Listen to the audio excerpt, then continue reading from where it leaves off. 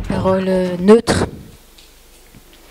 Et Dieu veut que nous les entendions comme venant de sa part.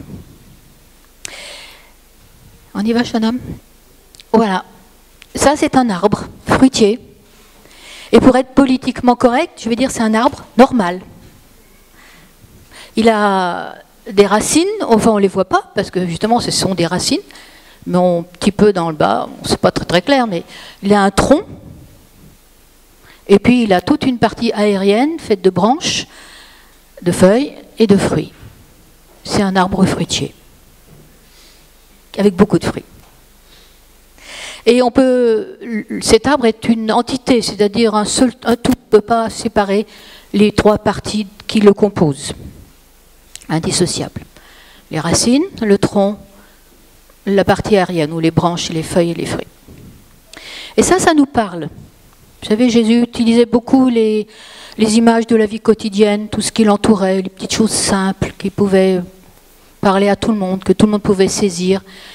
Et ça, c'est quelque chose que tout le monde connaît. Même un petit enfant peut dire c'est un arbre fruitier. Il va dire peut-être c'est un pommier ou quelque chose comme ça, mais il va comprendre le message. Et c'est ce que Dieu veut nous enseigner encore ce matin. Et je voudrais parler un peu de la nature de cet arbre, parce que ça représente notre vie chrétienne. En fait, c'est nous, tels que l'on devrait être. Je vais d'abord commencer par les racines. Les racines, par définition, on ne les voit pas. Ça ne veut pas dire qu'elles n'existent pas. Et l'œuvre de Dieu qui se fait en nous, elle n'est pas nécessairement visible à l'œil nu. Elle n'est pas sensible, évidente. Ça ne veut pas dire qu'elle n'est pas réelle ou qu'elle n'est pas puissante. Les racines, c'est ce qui n'est pas visible, mais c'est ce qui existe en profondeur. Et c'est ce qui permet à l'arbre de se tenir debout. Il est évident que sans racines, aucun arbre ne pourrait simplement se tenir debout. Donc c'est la partie vitale de l'arbre. Et plus le sol est difficile et rocailleux, ou pierreux, ou maigre, pauvre, plus les racines doivent creuser en profondeur, s'enfoncer dans l'obscurité, chercher la vie, l'eau dont elles ont besoin pour nourrir tout l'arbre. C'est un travail qui peut être très lent. Il y a des racines qui poussent relativement vite, mais ce n'est pas un signe de solidité. Les racines qui sont lentes, qui poussent lentement, qui creusent profondément, qui prennent du temps, sont généralement les plus solides. C'est ce que Dieu nous dit, si tu cherches, tu vas trouver. Dieu nous appelle à chercher. Et nous avons besoin de creuser pour chercher et trouver la présence de Dieu, la vie dans la parole en particulier. Ça, ces racines, c'est notre image c'est la partie cachée de notre vie spirituelle. C'est la partie cachée. Il y a un verset, Psaume 92, qui nous dit « Les justes croissent, grandissent, plantés dans la maison de l'Éternel, ils prospèrent dans les parvis de notre Dieu. » Dieu nous plante quelque part, parce qu'il sait que nous avons besoin de racines, de solidité, de fixité pour prospérer, pour grandir.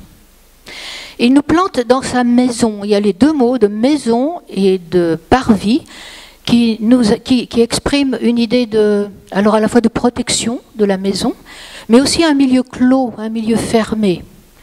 La maison, c'est là où habite la famille. Ça nous parle de la vie intérieure, de notre vie privée. C'est un lieu de sécurité, c'est un lieu d'intimité.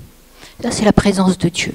La maison de Dieu, c'est là où nous pouvons être cœur à cœur avec Dieu, lui parler librement de tout ce que nous avons sur le cœur.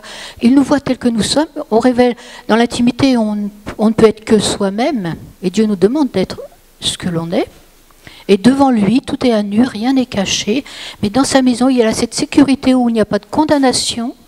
Il y a simplement, viens tel que tu es. Viens tel que tu es chez toi, avec moi, dans ma maison. Sécurité. Et un clos, un parvis, c'est une cour, en fait, fermée. Donc nous avons aussi cette notion de ne pas errer, de ne pas aller n'importe où. Nous avons une clôture. La clôture, elle a deux sens. Elle nous permet, elle protège des ennemis extérieurs et nous empêche aussi de vagabonder, de sortir et d'aller n'importe où. Dans la maison de Dieu, dans le parvis de l'Éternel, nous avons cet endroit de sécurité où Dieu nous dit « Tu es chez toi, sois ce que tu es, ce que je veux que tu sois et que tu deviennes, et là je vais te parler. » On parle normalement dans les familles, parce qu'on est dans l'intimité, parce qu'on n'a pas de secret les uns pour les autres. C'est ce que Dieu veut faire avec nous. Dans ces racines-là, dans ces parvis, où nous sommes plantés, ancrés, enracinés, Dieu veut nous parler, se révéler à nous, dans le secret. Ça ne se voit pas. Ça ne veut pas dire que ça n'existe pas. Dieu veut nous parler et être intime aussi avec nous, comme nous pouvons l'être avec lui. Donc c'est là où nous entendons la voix de Dieu, parce que nous l'écoutons. C'est un lieu où on peut entendre. Si nous l'écoutons, si nous lui donnons du temps, de l'espace, nous pouvons entendre la voix de Dieu. Et nous avons besoin d'entendre cette voix. Nous avons besoin. Cette vie chrétienne nous pousse dans les profondeurs de ses racines. C'est contradictoire, parce que normalement une plante, elle pousse vers le haut. Et les racines, elles poussent, elles, vers le bas. Elles poussent toujours, non pas vers la lumière, c'est-à-dire l'apparence, ce que les gens peuvent voir ou ce sur quoi ils peuvent nous juger, mais ces racines poussent vers les profondeurs de la terre, toujours plus profond, jusqu'à ce que l'on trouve l'eau de vie qui est nécessaire pour la croissance de la plante. Il est sûr que si on prive un arbre de ses racines, il n'y a plus d'arbre, enfin, l'arbre peut être là, mais tout devient mort. Au bout d'un certain temps, peu ou prou, peu de temps, vous allez avoir du bois mort. Alors, est-ce que c'est encore un arbre? Il n'y a plus de sève. Il n'y a plus de sève possible, parce que la sève vient des racines. Vous savez, les croyants, moi je veux dire, les croyants qui ne se nourrissent pas, qui n'ont pas de racines, et qui ne puissent pas dans le sol la sève dont ils ont besoin à travers ces racines, c'est-à-dire leur vie, une communion avec Dieu, ces croyants-là n'ont pas de sève, ils sont comme des bois morts. Ils ne peuvent pas tenir. Alors, on peut avoir un arbre, mais s'il n'y a pas de racines, la moindre tempête, même la pichenette, pof, l'arbre va tomber. Parce qu'il n'a pas de racines. Et nous, les croyants, souvent j'ai vu des gens qui ont l'apparence de la piété, mais comme dit Paul, ils en renient ce qui en fait la force, et la force de notre piété, c'est notre ressource à travers les racines de la sève de Dieu, que nous puisons dans la présence de Dieu, dans le temps que nous consacrons à Dieu. Cette chambre de prière, ce secret, cette vie cachée en Dieu, dans le secret de la prière, c'est là que nous pouvons être nourris. Et il n'y a pas de raccourci à ça. Il n'y a pas de succès d'année, on ne peut pas remplacer par autre chose. Aucune activité extérieure, humaine, religieuse, d'église ne peut remplacer ce temps passé avec Dieu, ce temps secret, ce temps intime, ce temps personnel, privé avec Dieu. Je veux vraiment insister là-dessus, parce que on peut avoir l'apparence d'arbre, mais l'apparence ne va jamais suffire, ne va jamais remplacer la réalité. Ce sont les racines qui sont la source de notre vie. Et puis, bien sûr, après les racines, il y a le tronc. Bon, tout le monde sait ce qu'est un arbre. Alors, un tronc d'arbre, c'est jamais lisse ni complètement sans défaut, on va dire parfait. Vous savez, un arbre, au fur et à mesure qu'il grandit, il est marqué, marqué par toutes sortes d'événements qui lui arrivent. Et ça nous parle de notre vie, de l'apparence que nous avons dans la vie de l'Église, de ce que les gens voient de l'extérieur de nous. Alors, il peut être marqué par des coups. On peut, accidenter un arbre. Ça laisse des cicatrices. Il y a même des amoureux qui creusent des petits cœurs avec une flèche, avec leurs initiales. Ça fait des cicatrices sur l'arbre. C'est pas méchant. Bon, c'est peut-être romantique, je ne sais pas. Mais ça laisse une cicatrice sur l'arbre. Ce que je veux dire, c'est qu'il y a des événements dans notre vie, intentionnels ou accidentels, qui laissent des traces sur notre vie.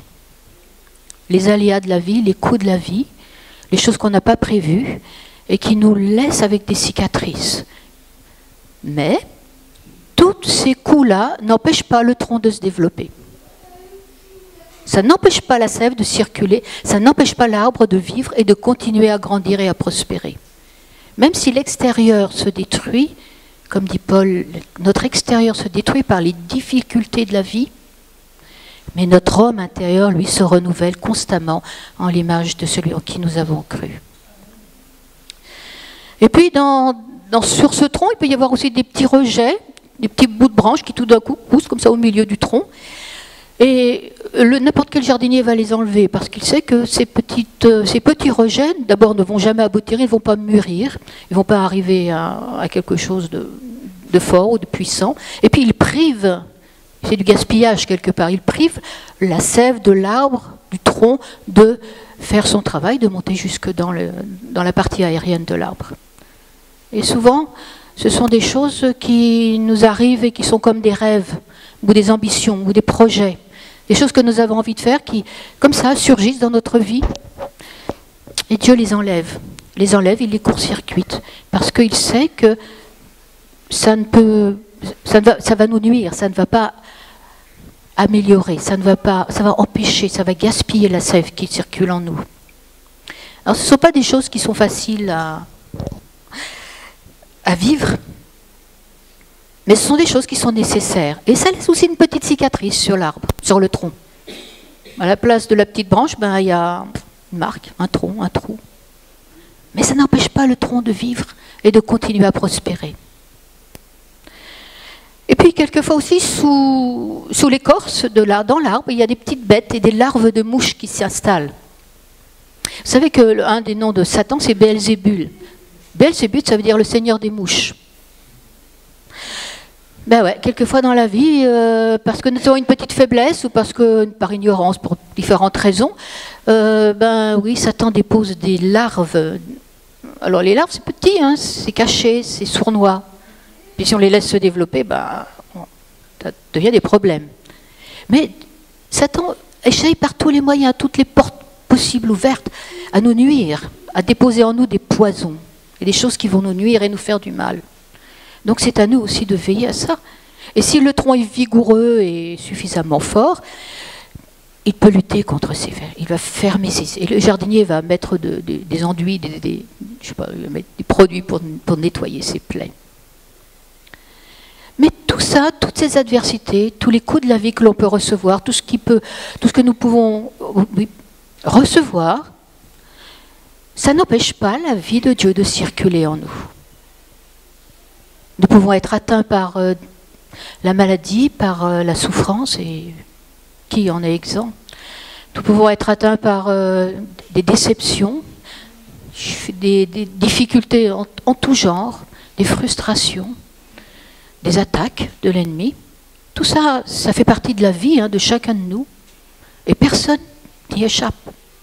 Mais, au-delà de tout ça, si la sève est puisée, pue vraiment profondément dans les racines, à travers les racines, elle va monter dans le tronc jusque dans la partie aérienne de l'arbre, alors cet arbre va être vivant et rien ne va empêcher la vie de Dieu de circuler et de produire le fruit qu'il doit produire.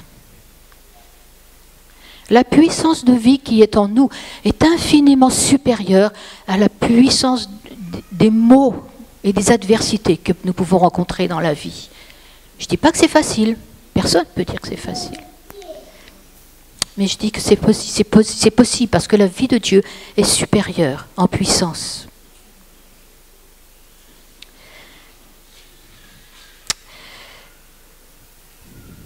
Et puis il y a la partie aérienne.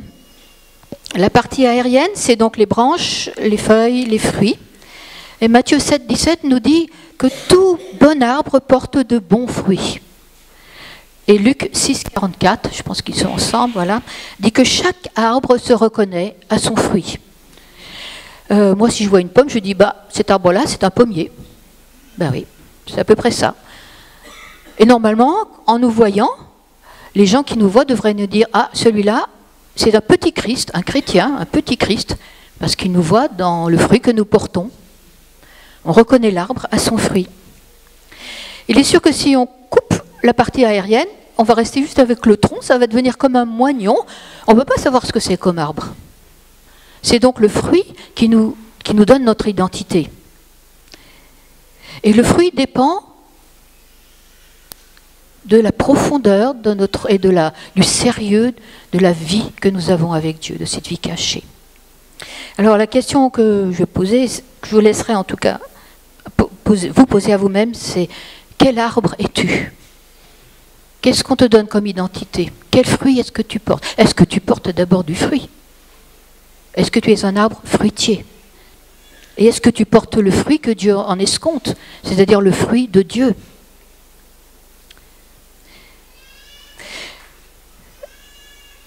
Le fruit de Dieu, il a 3 caractéristiques. Il doit être de bonne qualité, il doit être abondant et il doit être pérenne. C'est les 3 qualités que Dieu nous donne comme caractéristiques de son fruit. Matthieu 7, 17 dit « Tout bon arbre porte de bons fruits ».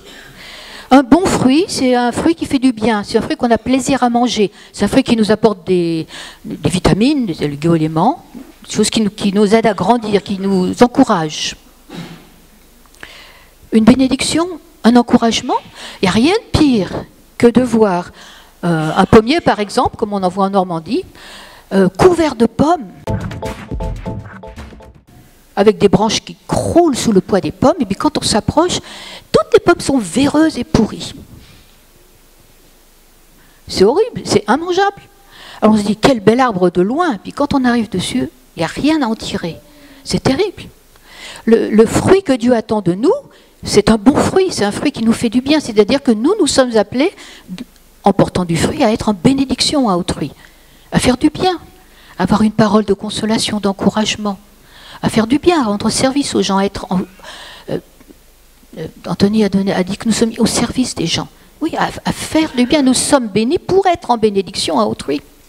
Donc, pour être, non pas être mangé par les autres, hein, mais apporter une nourriture, quelque chose de bon pour les autres. Être utile, fortifier les autres. Donc, être un bon fruit. Deuxièmement, être abondant.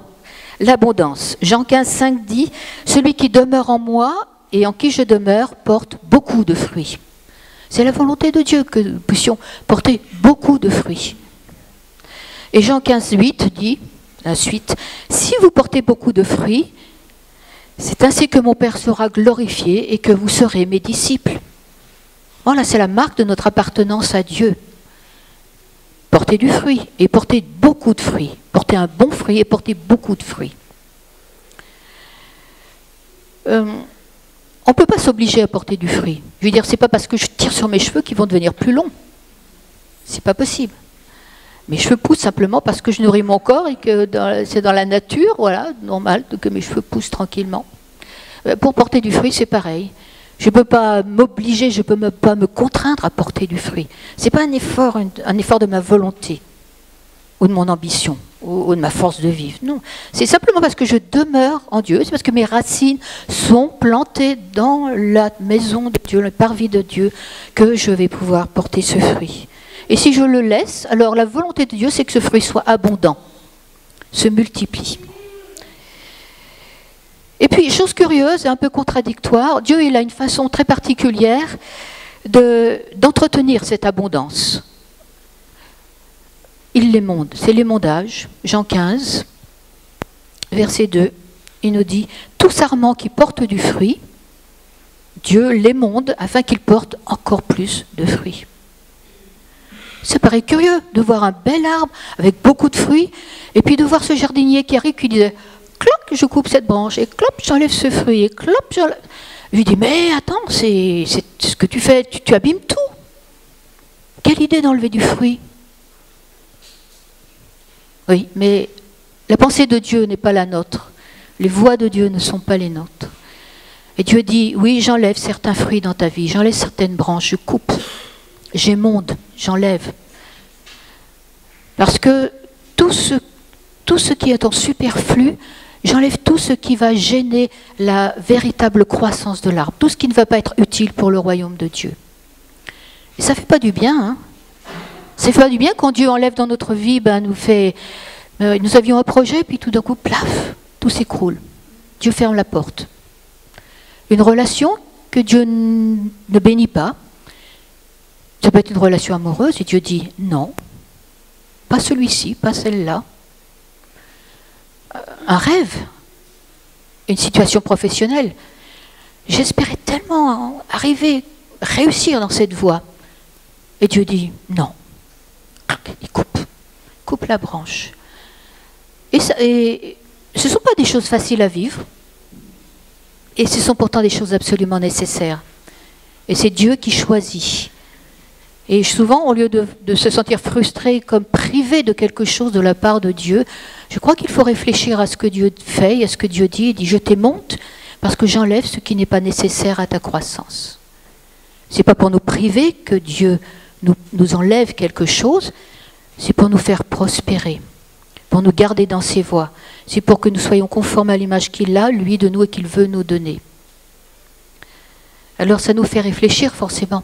Ça nous ramène au pied de la croix. Parce que ce sont des épreuves, ce sont des choses difficiles à vivre quelquefois. Mais Dieu a raison. En toutes circonstances, Dieu a raison. Et ce qu'il fait est parfait. Et puis la troisième qualité ou la troisième caractéristique du bon fruit, du fruit de Dieu, non seulement il faut qu'il soit bon, il faut qu'il soit abondant, mais il faut qu'il soit pérenne. Jean 15, verset 16, Jésus dit, mais ce n'est pas vous qui m'avez choisi, mais moi je vous ai choisi, il dit à ses disciples, moi je vous ai choisi. Et les choix de Dieu sont toujours bons, Dieu ne peut pas faire d'erreur. Moi je vous ai choisi et je vous ai établi, c'est-à-dire planté, fixé. Je vous ai établi, je vous ai donné une charge, une responsabilité, une destinée, afin que vous alliez et que vous portiez du fruit et que votre fruit demeure. Il n'y a rien de pire que d'avoir travaillé toute une vie pour n'arriver à rien, ou pour s'apercevoir après des années d'efforts que tout ce qu'on a fait n'a pas abouti. Il n'y a rien de pire. Quel sentiment d'échec, d'inutilité, de gâchis. Or, ce n'est pas du tout le plan que Dieu a pour nous. Ce que Dieu veut nous donner dans notre vie et produire dans notre vie, c'est un fruit qui demeure. C'est-à-dire que nous ne travaillons pas en vain. Et Paul explique ça aux Corinthiens, dans 1 Corinthiens 15, 2. Une assemblée chrétienne de croyants, ils avaient fait beaucoup d'expériences avec Dieu, et il leur dit ceci, je vous rappelle, frères, l'évangile que je vous ai annoncé. Les Corinthiens ont entendu l'évangile, que vous avez reçu et se sont convertis, dans lequel vous avez persévéré, ils ont souffert et tenu bon à travers l'épreuve. Donc pas rien. Entendu, reçu, persévéré, par lequel vous êtes sauvés, si vous le retenez tel que je vous l'ai annoncé. Sinon, autrement, vous auriez cru en vain, inutilement, sans fruit, stérile. Et c'est terrible ce que Paul là dit aux Corinthiens. Il dit, vous avez commencé, vous avez entendu l'évangile et vous l'avez reçu. Formidable, bon départ. Et vous vous êtes convertis, vous avez vécu quelque chose avec Dieu, vous vous êtes attachés à Dieu. Vous avez fait des choix, vous vous y êtes tenus, vous avez persévéré malgré la difficulté. Mais si vous n'allez pas jusqu'au bout de votre engagement, tout ce que vous avez fait, tout ce que vous avez supporté, subi jusqu'à présent, c'est rien, ça servira à rien, zéro. Et Dieu nous met en garde, parce que il veut que nous allions jusqu'au bout. C'est celui qui persévérera jusqu'à la fin qui sera sauvé. Et la vie chrétienne est loin d'être une vie facile. Très loin. La vie tout court n'est pas facile, déjà. Mais la vie chrétienne, elle est tout le temps à contre-courant, donc elle est difficile. Mais elle n'a de sens que si elle va à son terme, si elle arrive à cette maturité que Dieu veut nous donner. La pensée de Dieu, ce n'est pas de nous voir périr, c'est de nous voir vivre, c'est de nous voir porter son fruit, un fruit qui soit bon, un fruit qui soit abondant, nombreux, et un fruit qui demeure, qui tienne qui demeurent, qui tiennent le coup, qui traversent les épreuves. Alors comment est-ce que l'on peut être cet arbre que Dieu demande que nous soyons? Eh bien, chose curieuse, la toute première bénédiction que Dieu a donnée, a prononcée sur l'humanité, sur la création, même avant que l'homme soit formé, c'était cette notion de multiplication, d'abondance. Genèse, chapitre 1, verset 11. Dieu crée le monde, troisième jour, il dit que la terre produise de la verdure, de l'herbe portant sa semence. Genèse 1. Genèse arrive. Genèse, que la terre produise de la verdure, de l'herbe portant sa semence, des arbres fruitiers donnant du fruit selon leur espèce. C'est la première parole que Dieu a prononcée sur l'humanité. Bon, même avant que l'humanité soit en fait créée. Parce que l'homme n'était pas encore créé au troisième jour. Dieu avait déjà prononcé cette bénédiction de multiplication, de fécondité, de Dieu dit cette abondance de vie, cette plénitude de vie. Genèse 1,20, il continue, cinquième jour, que les eaux produisent en abondance des animaux marins et des animaux vivants. Genèse 1,22, Dieu les bénit et dit, soyez féconds, multipliez, remplissez les eaux. Genèse 1,28, en fait c'est toute Genèse, Dieu créa l'homme et la femme, il les bénit et il dit, soyez féconds, multipliez, remplissez la terre. C'est la première chose que Dieu prononce sur nous, la première bénédiction et la première promesse en même temps. C'est à la fois un ordre et une promesse que Dieu nous fait. Nous devons nous multiplier, être féconds, produire du fruit. Et ce n'est pas seulement dans la multiplication de l'espèce, c'est produire du fruit dans tous les aspects de notre vie. Donc la notion de fécondité, elle est vraiment ancrée en Dieu, elle est dans le cœur de Dieu. Dieu est un créateur, je dirais même il est un procréateur, il est père. Il procrée, il donne la vie. Donc c'est normal que si nous sommes ancrés, plantés en Dieu, nous allons produire la vie de Dieu, sous toutes ses formes. Et comme c'est la promesse de Dieu, et il nous donne la capacité, c'est aussi la bénédiction de Dieu, c'est l'ordre de Dieu que Dieu nous demande de faire. Alors il est simplement normal, et c'est normal, de produire le fruit de Dieu. Alors on peut se poser la question, si on veut être honnête, et je pense que vous l'êtes, on a tous besoin de temps en temps de nous replacer, de faire des petits bilans de notre vie et dire, quel genre de fruit est-ce que je porte? Est-ce que je porte du fruit d'abord? Difficile quelquefois de se voir soi-même. Quelle sorte de fruit est-ce que je porte? Et est-ce que le fruit que je porte est vraiment celui de Dieu? Est-ce que le fruit que je porte est bon? Je suis là pour bénir les autres, pour leur faire du bien. Est-ce que le fruit que je porte est abondant?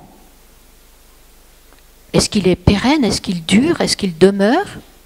Est-ce qu'il plaît? Est-ce qu'il est agréable à Dieu? Est-ce qu'il est selon Dieu?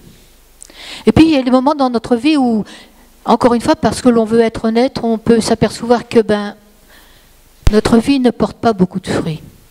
Elle peut même être complètement stérile. Et c'est toujours quelque chose de difficile de faire face à pas cette condamnation, mais cette réalisation, cette réalité que Dieu nous dit, mais où est le fruit dans ta vie? Où est mon fruit? Et si on veut être honnête, alors on ne peut que se tourner vers Dieu et dire, oui Seigneur, il y a un problème là. Il y a un problème. Je devrais être un arbre fruitier qui porte ton fruit et il n'y a pas grand-chose qui sort de ma vie. Il y a une parabole que Jésus a donnée à cet égard dans ce contexte. C'est dans Luc, chapitre 13, les versets 6 à 9. Jésus parle d'un homme qui avait un figuier planté dans une vigne et qui vient pour chercher du fruit. Et il n'en trouve point. Alors il dit au vigneron, voilà 3 ans que j'attends ou que je viens chercher du fruit à ce figuier et je n'en trouve point. Coupe-le.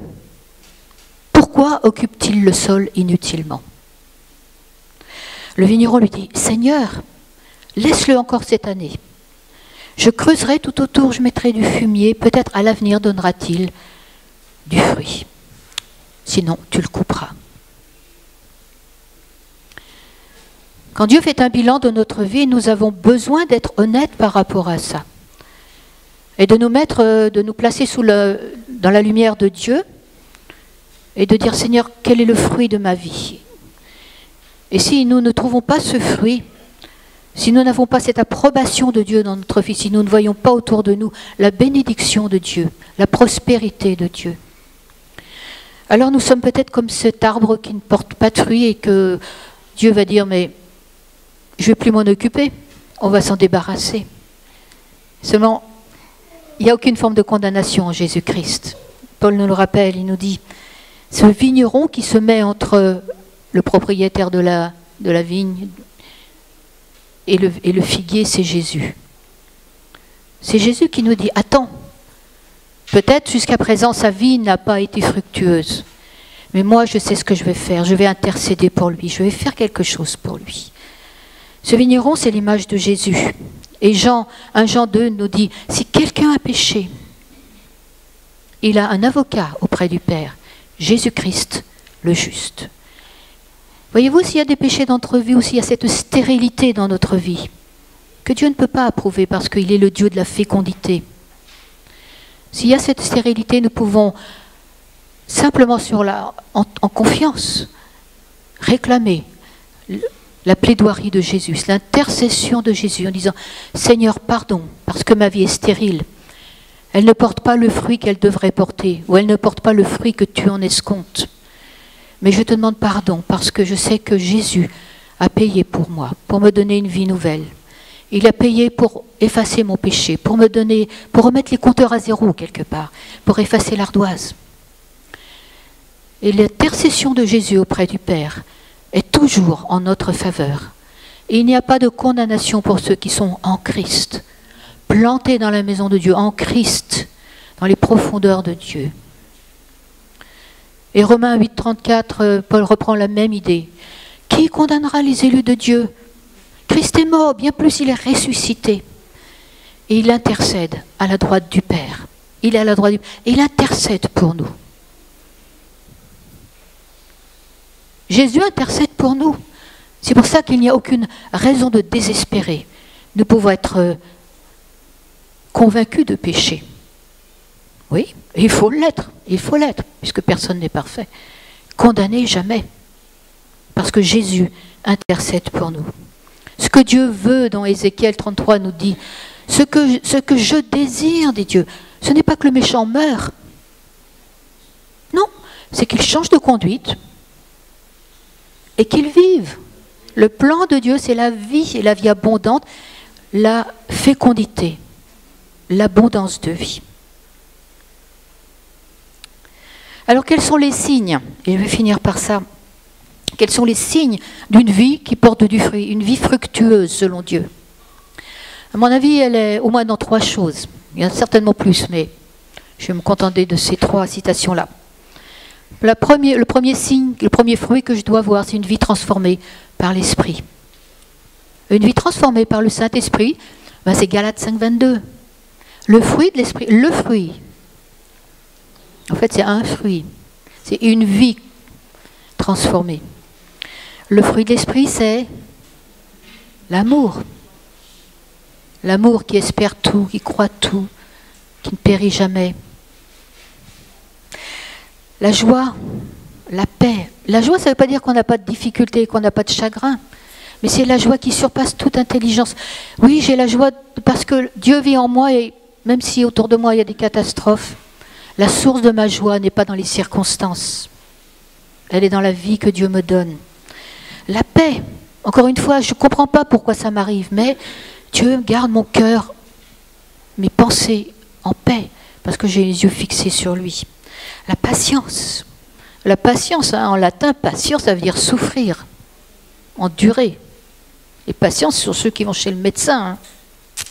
La patience, la bonté, la bienveillance, la foi ou la fidélité, la douceur, la maîtrise de soi. Toutes ces marques-là sont le fruit du Saint-Esprit. C'est le fruit de Dieu. une vie transformée. Je ne peux pas imaginer qu'un arbre qui prospère, qui est planté dans les parvis de Dieu, continue à être un mauvais fruit ou puisse être un fruit qui ne prospère pas. Il doit marquer toutes ses qualités, la marque de la présence du Saint-Esprit, c'est la nature même de Dieu. Hein. Une vie transformée par le Saint-Esprit, si on le laisse faire, bien sûr, si on le laisse faire. Ensuite, le fruit que Dieu en escompte, c'est une vie qui est faite de louange. La louange, encore une fois, indépendamment des circonstances.